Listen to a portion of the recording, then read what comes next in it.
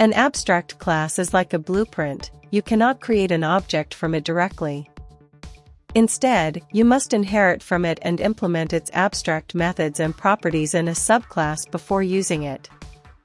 Abstract classes help define common behavior for related classes, allowing some methods to be fully implemented while requiring subclasses to provide their own implementation for abstract members.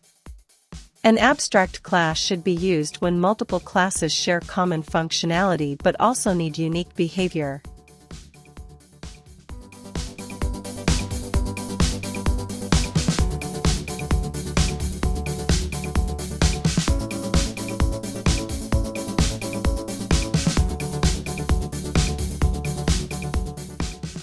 It is useful when a base class should enforce a structure while still allowing flexibility for different subclasses.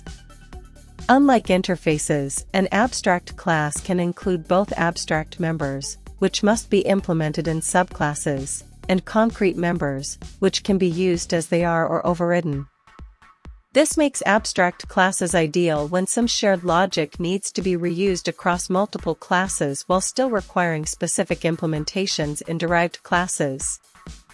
They help organize code, reduce duplication, and ensure consistency while preventing direct instantiation of the base class.